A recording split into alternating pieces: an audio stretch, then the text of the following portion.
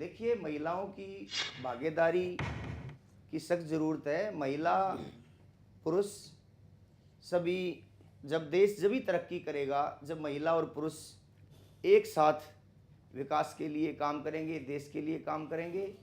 लेकिन जो महिलाओं की शोषण की जो बार बार बात आती है जी, वो अकेला ये नहीं है कि महिला असुरक्षित है। भाई, महिलाओं को जब बल पूरा मिलेगा और महिलाओं का शोषण ना होगा, सबसे बड़ी जो महिलाओं के लिए एक जो सामना करना पड़ता है, एक दुखद घड़ी, वो है दहेज प्रथा। जी, तो दहेज प्रथा के लिए यदि जनता ने हमारे को एमएलए चुना तो हम असेंबली से लेकर के पार्लियामेंट तक इस बात की हम जो आंदोलन के रूप में लड़ाई लड़ेंगे कि दहेज प्रथा इस देश में बंद हो।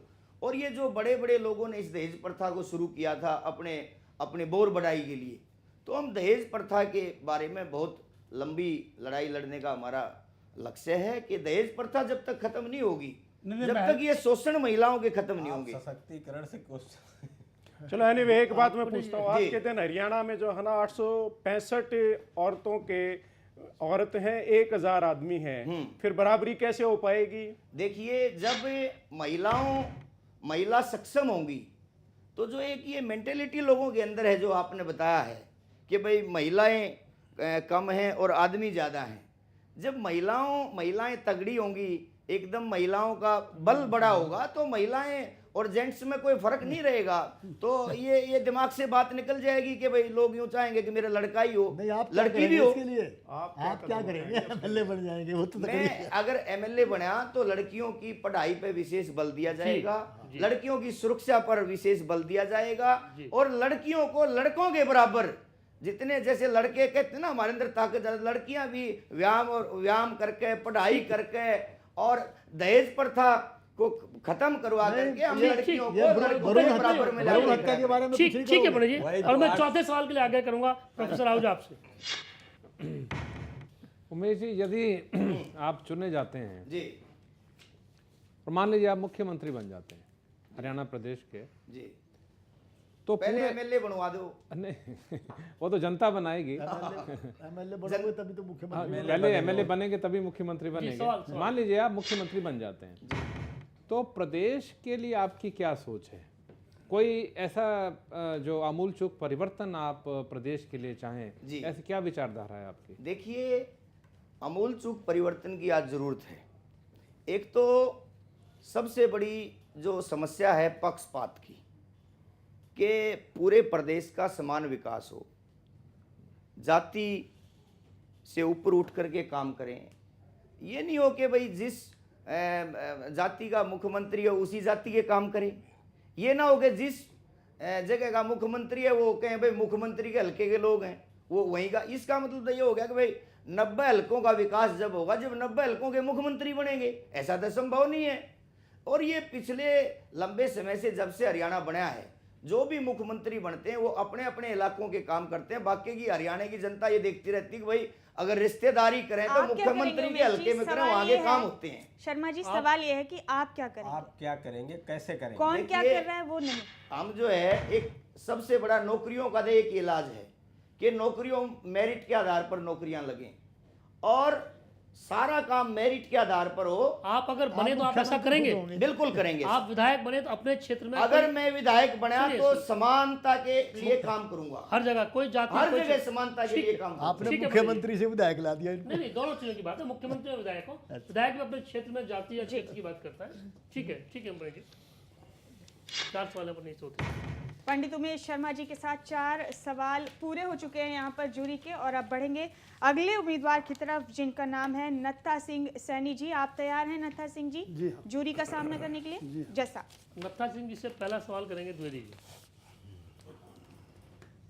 नत्था सिंह जी, अगर आप अपने हलके में एमएलए चुने जाते हैं तो बेरोजगार जितने युवक हैं आपसे रोजगार मांगेंगे, उसके लिए आप क्या कदम उठाएंगे? ऐसा है जी, रोजगार के 2 तरीके हैं युवाओं के लिए, एक सरकार के पास और एक इंडस्ट्रियल माध्यम से, कंपनियों के माध्यम से। जी, हमारे हरियाणा से बच्चे हिमाचल में जाके काम कर रहे हैं। क्यों कर रहे हैं? क्योंकि हरियाणा में इंडस्ट्री लगी नहीं, और हिमाचल में अच्छे इंसेंटिव्स दे के उद्योगपतियों को बुलाया। यहाँ हमारे किसी भी प्रशासक ने कोशिश नहीं की, बल्कि असली पूछो तो कुछ प्रशासक ऐसे आए हैं जिन्होंने इतना मजबूर कर दिया, उन्होंने पलायन कर दिया। तो रोज़गार के लिए उसमें कंपनी आती हैं तो हर कैटेगरी के एडजस्ट हो जाते हैं, चाहे वो मिडिल पास है, लेबर साइड में चला गया, टेक्निकल क्वालिफिकेशन है या MBA किया है, मतलब भिन्न भिन्न प्रकार की सर्जित होंगी नौकरियां। और इंडस्ट्रीज़ जो है ना, मेरी पहली प्राथमिकता होगी युवाओं को रोज़गार बढ़ा देने के लिए, क्योंकि सभी को सरकार नहीं दे सकती, वहाँ एडजस्ट नहीं हो सकते, संख्या विपक्ष ज़्यादा में है। हुए, इंडस्ट्री लाने में कामयाब नहीं हुए तो क्या करेंगे? फिर तो उनको स्वरोजगार का रास्ता चुना जा सकता है जी, जी। स्वरोजगार दिलाएंगे उनको, चाहे वो कोऑपरेटिव के माध्यम से या स्मॉल स्केल इंडस्ट्रीज के माध्यम से छोटे छोटे रोजगार। आपके क्षेत्र में किस ढंग की स्मॉल स्केल इंडस्ट्री आ सकती है? सर आपके इलाके में हाँ जी, किस ढंग का कुटीर उद्योग हो सकता है वहाँ पे? स्मॉल स्केल कौन से ढंग के वहाँ हो सकता है? स्मॉल स्केल के तो बहुत सारे हैं जी, जैसे निवार का, आपके क्षेत्र में? हाँ, निवार का काम था, निवार का काम था। अभी हाल में कई लोग लगे हुए हैं, खाटे बनाते हैं, जो जनानियों को दिया हुआ है काम, उसमें उनको इंडिपेंडेंट बनाया जा रहा है आर्थिक तौर पे जी। उनकी वो बढ़ रही है। फिर स्मॉल स्केल इंडस्ट्रीज़ में हमारे छोटे छोटे खिलौने बनाए जा सकते हैं, तो स्मॉल स्केल इंडस्ट्रीज़ के SSI के अंतर्गत आते हैं, उनसे लोन दिला के और उसमें बढ़ावा दिया जा सकता है, उनकी मदद की जा सकती है, आप उनको डायरेक्शन दी जा सकती है, उनको हेल्प की जा सकती है उसमें।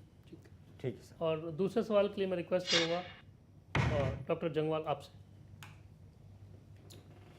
समाज में अंतरजातीय इंटरकास्ट मैरिज जो शादियां होती हैं, उसमें क्या सरकारी प्रोत्साहन मिलना चाहिए? इस बारे में आपकी क्या राय है? ऐसा जी, मेरा एक अजीब सी सोच है इसके प्रति। इंटरकास्ट मैरिज हो जाए कोई प्रॉब्लम नहीं, कोई दिक्कत नहीं है। एक सबसे बड़ी जो दिक्कत आ रही है कि उनसे कोई भी जो जुडिशरी में जाते हैं, पुलिस के पास जाते हैं, 2 बच्चों ने शादी कर ली, उनसे किसी ने ये नहीं पूछा भी तुम्हारे पास रोजगार का क्या साधन है। वो लास्टली क्या होता है, एक दिन रेल के कटे नीचे कटे सवाल मिलते यह हैं। है कि क्या इसमें सरकारी प्रोत्साहन दिया जाना चाहिए अंतरजातीय विवाहों को बढ़ावा देने के लिए? सरकारी प्रोत्साहन दिया जाना चाहिए।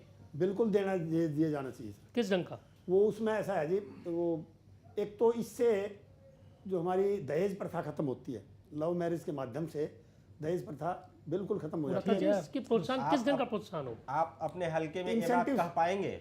हाँ जी, आप अपने हलके में MLA के इलेक्शन लड़ते द्विवेदी हैं जी और माफ जब तक- कीजिएगा, वक्त वो का हमें सवाल- ख्याल रखना सवाल है। जो है ना, सवाल सवाल जो दूसरा है है, आप कुछ और कि- सप्लीमेंट्री कर रहे हैं। सवाल ये है कि सरकारी प्रोत्साहन किस ढंग का सरकारी प्रोत्साहन दिया जाए? सरकारी प्रोत्साहन तो जी, एक तो उनको अगर जॉबलेस है तो जॉब दी जा सकती है, जी।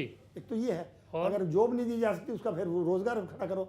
जी। अब वो तो मोस्टली 99% ऐसे हो रहे हैं कि जो जॉबलेस बच्चे हैं वो कर रहे हैं, तो समाज में हो रहा जी। है जॉबलेस बच्चे ही कर रहे हैं। जॉब वाले बच्चे कर ले तो किसी को एतराज़ ही नहीं, तो वो तो वेल सेटल्ड होते पहले से, या लड़की लगी हुई है, लड़का लगा हुआ है, तो उनको सरकारी तौर से हम ये कर सकते हैं। अगर इस चीज़ को बढ़ावा देना सरकार ने तो कुछ ना कुछ इंसेंटिव्स जॉब साइड से या मॉनेटरी कोई मतलब फायदा है इसको बढ़ावा देने का? हाँ जी, कोई फायदा है बढ़ावा देने का?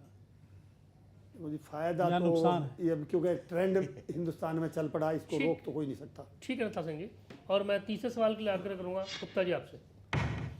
नथा सिंह जी, आप ये बताइए, आपके हलके में और प्रांत में अपने में किसान की क्या मुख्य समस्याएं, 3 समस्याएं बताओ, और अगर आप विधायक बन जाते तो उनको कैसे हल करोगे आप? जी, एक बार रिपीट करो सर। किसानों की 3 किसानों से समस्याएं 3 आपके मुख्य क्षेत्र में, समस्याएं बताओ आप, 3 समस्या, और आप विधायक बनेंगे तो उनको कैसे हल कैसे करेंगे? हल करोगे आप? केवल 3 बता दे बस आप। 3 बताते हैं। समस्या और समाधान आप क्या करेंगे?